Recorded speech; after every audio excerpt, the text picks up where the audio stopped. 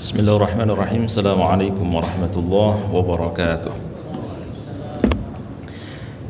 Alhamdulillahi wahdah, sadaqa wa'dah, wa nasara 'abdah, wa a'azza jundahu, wa hazzama al-ahzaba wahdah. Ashhadu an la ilaha illallah wahdahu la syarika lah, wa ashhadu anna Muhammadan 'abduhu wa rasuluh. Allahumma salli wa sallim wa barik ala nabiyyina wa maulana Muhammad wa alihi.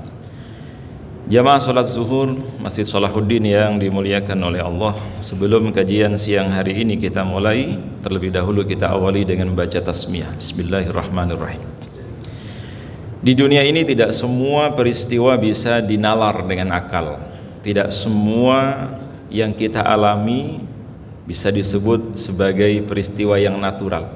Ada yang by design, bahkan banyak peristiwa-peristiwa yang irasional, yang tidak mungkin bagi kita atau tidak bisa dijangkau oleh akal kita, tapi terjadi. Begitu pula di dalam Al-Quran akan banyak kita jumpai kisah-kisah, peristiwa atau kejadian-kejadian yang tidak masuk akal, atau kejadian-kejadian yang bersifat mistis tapi bukan klinik. Peristiwa-peristiwa yang tidak masuk akal, irasional ini memang banyak dikisahkan di dalam Al-Quran, sebab saat itu peristiwa itu atau kisah-kisah yang berkaitan dengan mistis dan seterusnya merupakan alat yang digunakan oleh orang-orang Yahudi di masa Rasulullah untuk menguji benarkah Muhammad itu seorang nabi atau tidak. Karena kenabian itu ada kaitan yang sangat erat dengan peristiwa-peristiwa yang mustahil dilakukan oleh manusia biasa, atau yang dikenal dengan mukjizat, seperti bulan terbelah, laut merah terbelah, batu terbelah memancarkan air dan seterusnya. Kalau zaman Nabi Musa itu lebih banyak lagi, malah tongkat bisa jadi ular dan seterusnya. Kenapa banyak di dalam Al-Quran kita jumpai ayat-ayat yang irasional atau kisah-kisah yang berkaitan dengan mistis?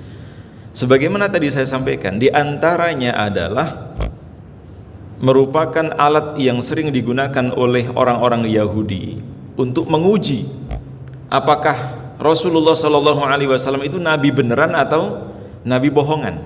Kalau nabi beneran berarti bisa menjelaskan peristiwa-peristiwa yang irasional itu menjadi logis dan seterusnya.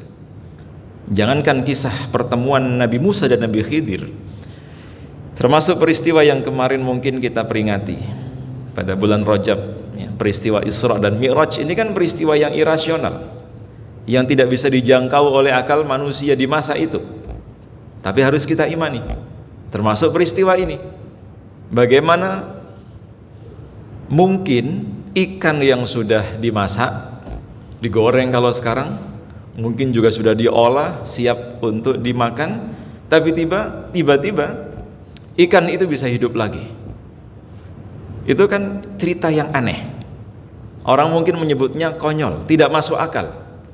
Tapi kita sebagai orang yang beriman harus mengimani dan mempercayai itu, karena itu merupakan tanda di antara tanda-tanda kebesaran Allah. Jadi konsekuensi iman itu adalah mengimani sesuatu yang walaupun tidak rasional tapi terjadi.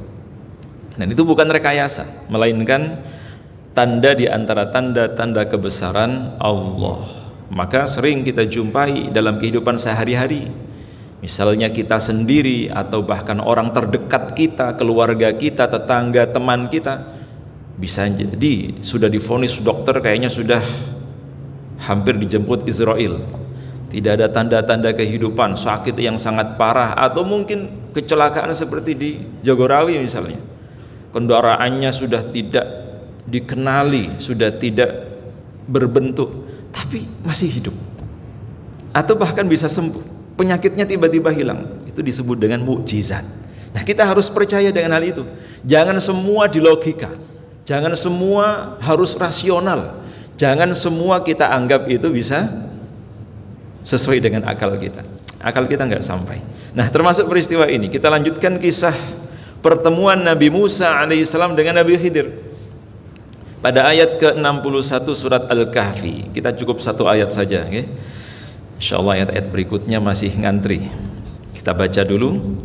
A'udzu billahi minasy syaithanir rajim. فلما بلغا مجمع بينهما نسيا حوتهما فاتخذ سبيله في البحر سربا. فلما بلغا, maka ketika keduanya, yang dimaksud keduanya itu siapa? Nabi Musa dan Nabi Khidir.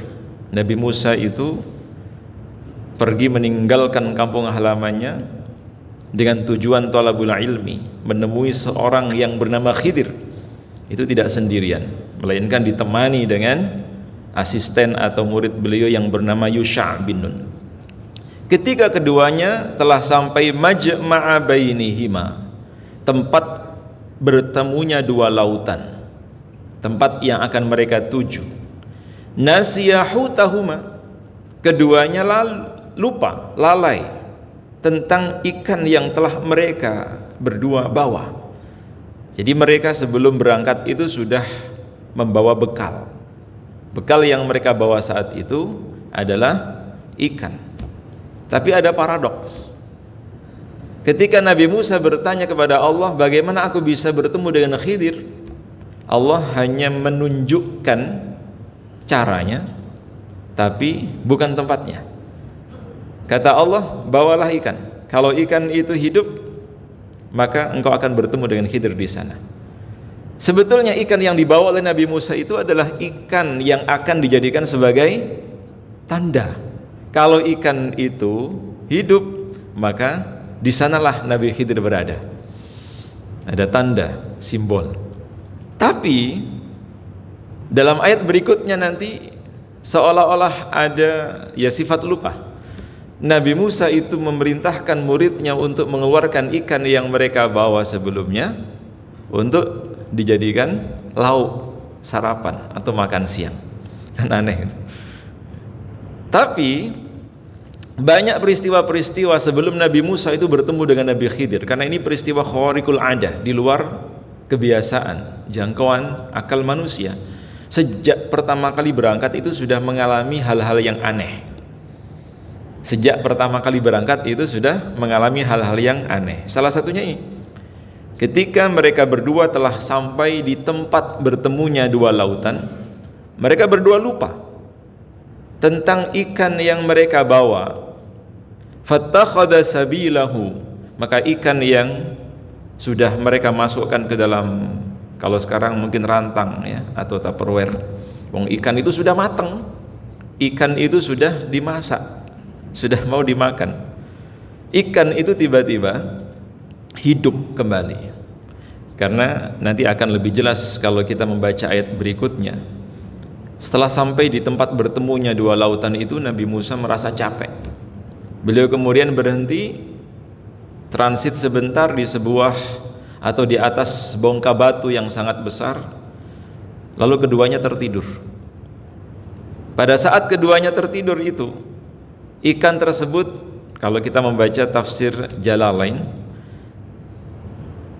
ikan tersebut terkena cipratan air laut. Tapi ini bukan sebarang air nih. Ada yang disebut dengan ma'ul hayah, air kehidupan. Semua yang mati kalau kena air itu bisa hidup, termasuk ikan yang sudah digoreng, yang sudah mati. Nggak tahu mau dipepes atau diapakan saat itu. Pokoknya ikan itu sudah mati. Ikan yang terkena cipratan air itu kemudian fattakhadha sabilahu, dia hidup kembali, keluar dari rantang atau wadah yang digunakan untuk membawa ikan tersebut. Kemudian fattakhadha sabilahu fil bahri saraba, ia berjalan melewati sebuah atau semacam lorong hingga sampai di lautan. Bahkan di luar nalar lagi, di dalam tafsir Jalan itu disebutkan air di mana yang dilalui oleh ikan itu tersibak seperti pada saat Nabi Musa bersama dengan Bani Israel melewati Laut Merah itu. Airnya tersibak. Jadi ikan itu tidak berjalan berenang di dalam air, tapi dia berjalan seperti jalannya binatang yang di atas daratan. Pokoknya tidak masuk akal sama sekali. Tapi kita harus percaya. Ya. Nah, yang menarik di sini adalah ada nasiyahu tahuma, keduanya lupa. Ternyata bukan hanya manusia biasa punya sifat lupa. Sekelas Nabi, termasuk juga asistennya Nabi, itu diberi sifat lupa. Kecuali ada hal-hal tertentu yang tidak akan dilupakan oleh Rasulullah SAW. Rasulullah itu pernah lupa. Suatu ketika Nabi sholat jahar. Dalam riwayat tertentu disebutkan sholat isya, sholat yang bacaannya dikeraskan. Tapi saat itu Rasulullah SAW lupa sebuah ayat yang tidak beliau lanjutkan. Kemudian setelah selesai sholat, beliau bertanya kepada para sahabat, kenapa kalian tadi tidak mengingatkanku tentang ayat yang tadi saya baca? Para sahabat positive thinking, dikira yang dibaca Rasulullah itu ayat yang baru, padahal itu ayat yang lama, tapi memang Rasulullah saat itu lupa. Maka sejak peristiwa itu Allah menurunkan sebuah ayat di dalam surat Al-A'la itu yang berbunyi sanuqri'uka fala tansa, akan kami bacakan kepada engkau wahai Muhammad dan engkau tidak akan pernah lupa. Itu hanya kekhususan bagi Rasulullah, kalau kita lupa. Nah, sifat lupa itu memang bawaan manusia. Ada lupa karena lemahnya ingatan, ada lupa yang disebabkan karena informasi yang dia dengar terlalu banyak, ada lupa yang memang disebabkan karena faktor-faktor alami, faktor usia dan seterusnya. Jangankan yang kita lakukan kemarin, ya, yang kita lakukan tadi pagi saja mungkin lupa, atau membawa apa, mau melakukan apa lupa, padahal tadi sempat kita pikirkan. Dan itulah sifat manusia. Bayangkan kalau seandainya Allah itu tidak memberikan kepada kita sifat lupa, semuanya ingat, ya, semuanya ingat. Apa enggak stresnya dengan masa-masa lalunya ingat semua, kepikiran terus, nggak enak mangan, mau makan ingat mantan, mau tidur ingat, nggak bisa tidur, nggak bisa makan, tidak bisa menikmati hidup. Orang itu kalau tidak mudah lupa, bisa jadi dia akan kehilangan nikmat-nikmat hidup lainnya. Seorang istri yang ditinggal wafat oleh suaminya, kalau dia tidak mudah melupakan peristiwa itu, bisa jadi nututi itu, ikut mati. Tapi karena mudah lupa, ya setelah bahkan kuburannya belum kering, nikah lagi. Manusia diberikan sifat lupa sebetulnya untuk menunjukkan bahwa memang dalam diri manusia itu ada kelemahan-kelemahan. Termasuk yang paling sering terjadi di akhir-akhir ini adalah orang lupa, bukan lupa gerakan sholat atau lupa berapa rakaat. Yang paling sering terjadi dalam kehidupan sehari-hari itu lupa apa? Lupa nyaur utang. Tapi itu bukan alami, itu ya kesengajaan. Nah, lupa yang dialami oleh Yusa bin Nun ini memang lupa yang dibuat oleh Allah. Dibuat oleh Allah. Walaupun pelakunya adalah syaitan, nanti disebutkan dalam ayat berikutnya. Tapi kalau Allah tidak menghendaki, nggak mungkin. Bisa jadi karena saking takjubnya terhadap sesuatu sampai Yusa bin Nun itu terperangah. Dia tidak sempat bisa memberitahu Nabi Musa atau menjelaskan kronologi peristiwa yang terjadi. Karena peristiwa ini begitu cepatnya terjadi saat keduanya sedang tertidur. Tiba-tiba Yusa bin Nun itu ngelilir melihat ikan yang sudah matang yang ada dalam rantang itu keluar tiba-tiba, kemudian mencari jalannya menuju laut, dan dia berjalan di atas daratan. Saking takjubnya melihat peristiwa itu, Yusa bin Nun ngeblank. Kalau sekarang mungkin blank, lupa. Saking takjubnya. Maka keesokan harinya Nabi Musa alaihissalam melanjutkan perjalanan. Jadi peristiwa ini bukan baru saja terjadi, tapi sudah lama terjadi. Ibarat misalnya sekarang hari Kamis, siang ini Nabi Musa dan juga Nabi Yusa bin Nun istirahat saking capeknya. Lalu ikan yang ada dalam keranjang itu keluar, Namun Yusha bin Nun lupa memberitahu Nabi Musa. Lalu Nabi Musa mengajak Yusha bin Nun melanjutkan perjalanan sampai keesokan harinya. Sampai di waktu pagi atau menjelang siang, Nabi Musa yang merasa letih, lapar, bilang kepada Yusha bin Nun, keluarkan ikannya, kita pakai sarapan aja. Dari tadi nggak ketemu Nabi Khidir.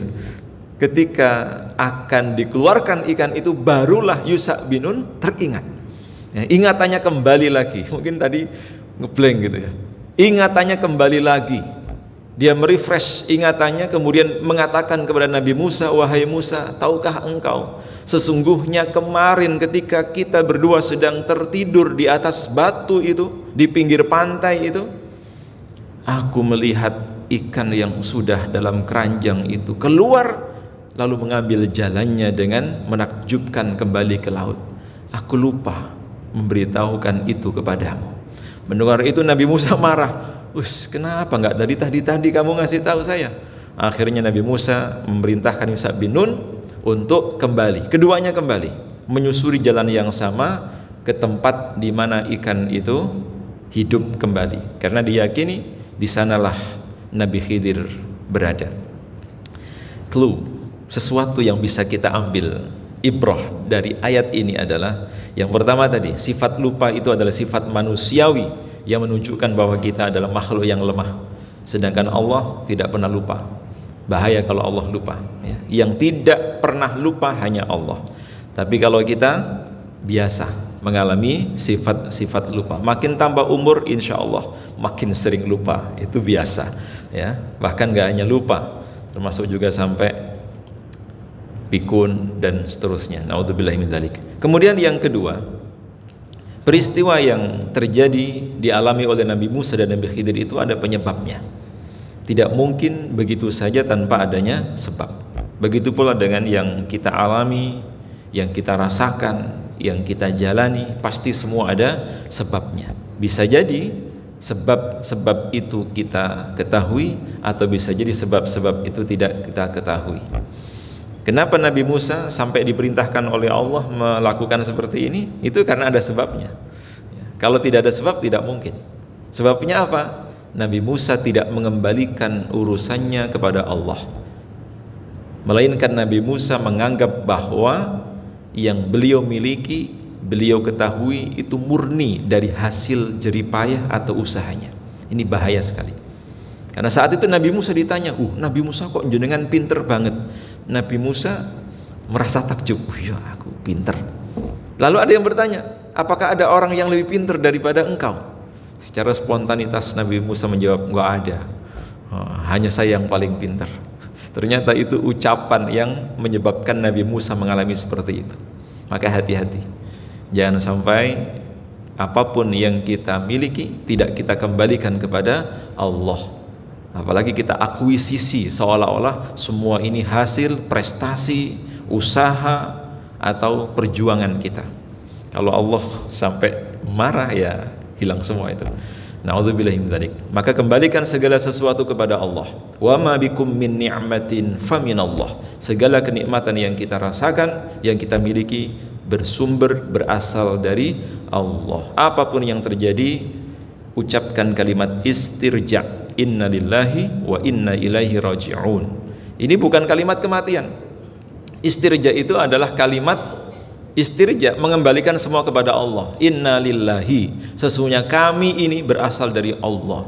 Wa inna, dan sesungguhnya kami ilaihi, kepada Allah, raji'un, pasti akan kembali. Bukan hanya soal nyawa, harta, pekerjaan, jabatan, dan seterusnya, itu semua dari Allah dan pasti akan kembali kepada Allah. Jadi kalimat ini adalah kalimat penyelamat, sehingga kita tidak akan mengalami hal-hal yang tidak kita inginkan, karena kita sudah mengembalikan semua kepada Allah. Penyelamat itu. Ya, seandainya Nabi Musa itu mengatakan ketika ditanya siapa yang paling alim, Nabi Musa menjawab Allah, nggak akan kejadian seperti ini.